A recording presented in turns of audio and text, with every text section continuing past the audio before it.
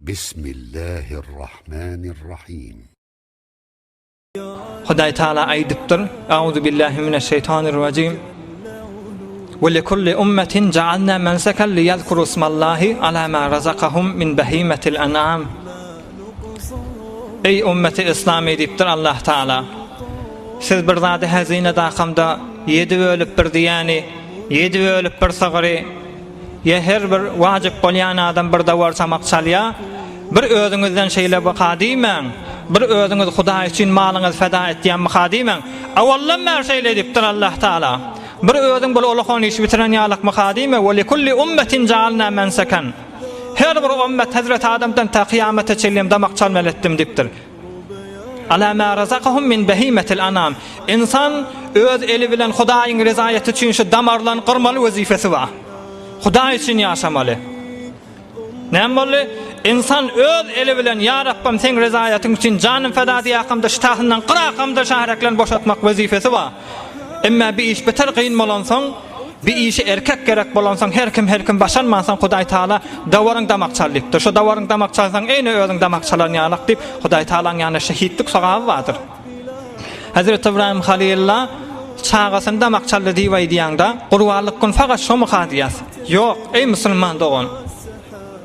Hemmäňiziň zehnine suallar hawa Ibrahim Peygamber çağası bolan, balasy bolan 13 ýaşyndaky bolman bolan çağası 90 ýyllyk seläliklerde aglap ýeten çağası. Hazret İbrahim Halilullah çağası bolmaýanmyşdyk. Bay doga edipdir, bay aglapdyr. Rabbi habli minas salihin. Bir salih oglan maňa nasip etdi. Bay aglapdyr pahyr. 90 ýyl doga etdir. 90 ýyl doga edenden soňra çağası Hazreti İsmailcan dünýäge gelipdir. Hazreti İsmailcan dünýäge gelenden soňra 1 ýaşapdyr, 2 ýaşapdyr, 3 ýaşapdyr, 4 ýaşapdyr, dilja çykypdyr, 5 ýaşapdyr, süýjipdir, 6 ýaşapdyr, süýjipdir, 7 ýaşapdyr, süýjipdir.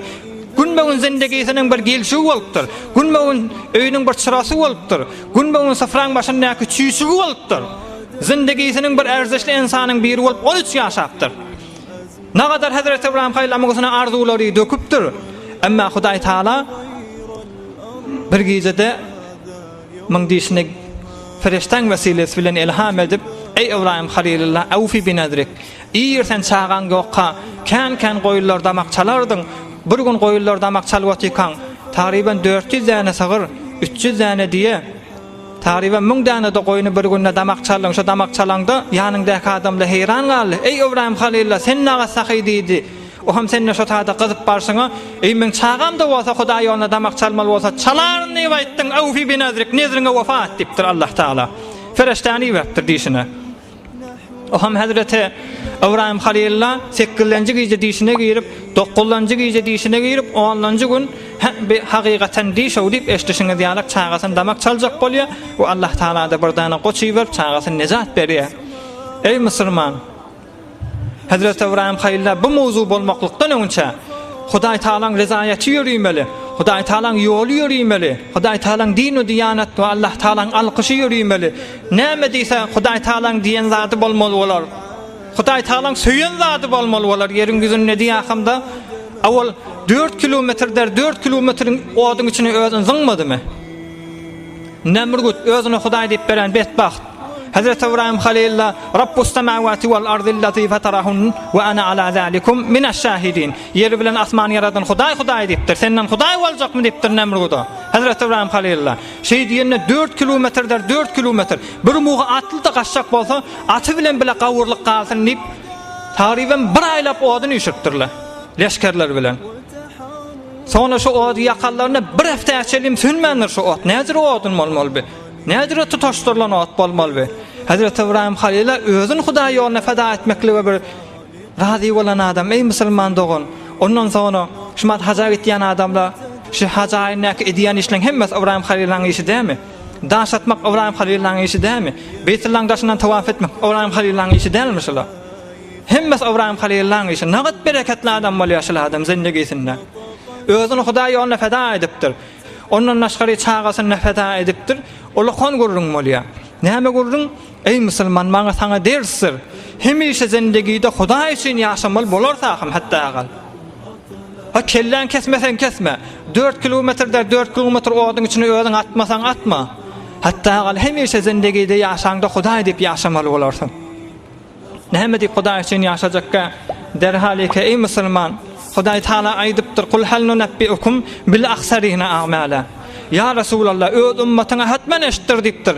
Biren tek adamlar we özüne gowet ýan mykadiýe, özüne musulman mykadiýe, özüne din diýanatyny eterne ýaşaýan mykadiýe, "Allazina zalla sa'yuhum fil hayatid dunya we hum yahsabuna annahum yuhsinuna sunna." Ýolun ýalňyşyp barýar ýöne diýipdir. Hemmemiz kan gurbalykllarda makçalýar. Ders almaly ey musulman dogan. Bir olokon ennamyňdan et üzülen ýalak bolup, iň kolokon görüň mozale ijtimai şemal musulmanlaryň arasyny hemme kiş etini görüň etýäşoň. Ey musulman dogan, sen öz şahregiňdäki galyň beraberindäki bolan malahym şo. Hazreti Mahtumul İşan aýdýa: "Ya yaratgan ýoluna nanyňny berseň az henir. Ten berehne oturup donyňny berseň az henir. Rengi solhuň soldurup ganyňny berseň az henir. Hak edip Mahtumul janyňny berseň az henir" diýe Hazreti Mahtumul İşan. Sen çöreňi bermäne gaýgyrjak bolsaň, bir hormanyňy sen Hudaý ýoluna damak çalmaklyga gaýgyrjak bolsaň, başarsaň arzanyny aljak bolsaň, başarsaň horny aljak bolsaň, damak çalsaň bolýar diýýär. Şeýdip bir diýen işiň bir Hudaý Taalaň ýany ulaqan hesap edip duran musulman. Sen çöreňi bermek az entek, donyň çykaryp az entek, şaregiň boşatmak az entek, janyň marakamda gum bolup ýatmaly diýipdir. Nämeden çyryym? Jogap beripdir. Ne üçin? Nämeden çyn beýtmeli? Jinanisden janyny unutmak gerek. Sen kıyamatda gülüp yaşayacak bolýaň dämi? Allah Taalaň bu mübarek nazarda näçe kıymat berjek şu mahal? Ey musulman dogan, kıyamatda Allah Taala defenden gözläpdi.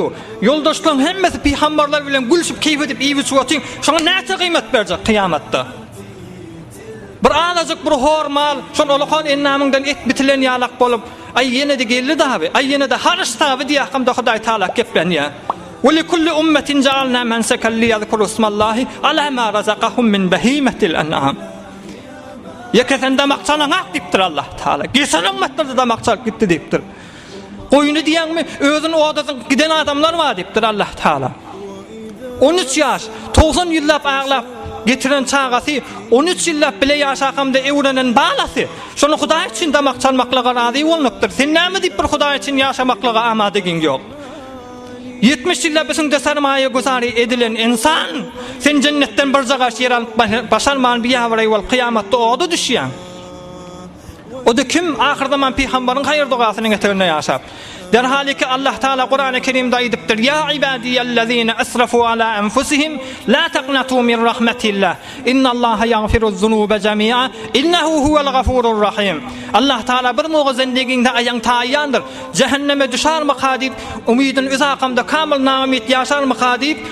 Allah Taala sana näme diýip umid var edip: "Ya ibadiyellezine asrafu ala enfusihim." Ey özün tanymany, nefsiniň uğruna gidip şeytanyň uğruna gidakamda aýagy taýyp ýoldan çykan bendem diýip Allah Taala. La taqnatu min rahmetillah. Men rahmetimden namit bolma diýipdir.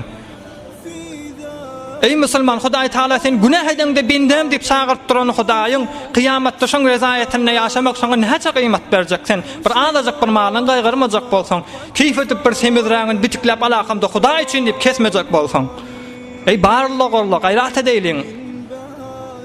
Ve mimma zadani şerefan ve tiha ve kittu bi ahmasayya ata'us surayya dukhuli tahta qawlika ya ibadi ve an sayyarta ahmad li nabiyya diye ewliyalarň biri. Ya Rabbim diýipdir. Men şu bir iki zat ýadyma düşende uçakamda ülkörüňizine menasym gelýär diýipdir beganip. O da näme? Dukhuli tahta qawlik ya ibadi. Kur'an-ı Kerimde mehabbet bilen bendem diýip aýdypdyň. Kıyamatda näzire mehabbet etjek kabi entek hissat etmek hak bendem diýýärdi. Dogup duramak hak Kur'an-ı Kerim'iň içinde bendem diýip ýazypdyr 1400 ýyl mundan önce. Sen dogup duramakan sana benden diýen Hudaý kıyamatda sana nägat mehabbet etjek, şoňa nägat erzeş berjek. Näme diýip zindegini Hudaý üçin bername rizi edilmeýär. Şu Qur'anyň asli felsefesiniň biri sen Hudaý ýoluna şaregiň boşatmalmyşdyň, onu edip bilmeýäň dämi? Hatda bir malyny Hudaý üçin feda etmeli. bolmaly bolýar, şoňa dersler gaýrat edeýin. برای مشاهده ویدیوهای بیشتر به کانال یوتیوب سخنرانی‌های علماء ترکمن سر بزنید، مشترک بشید و منتشر کنید، اجر ببرید.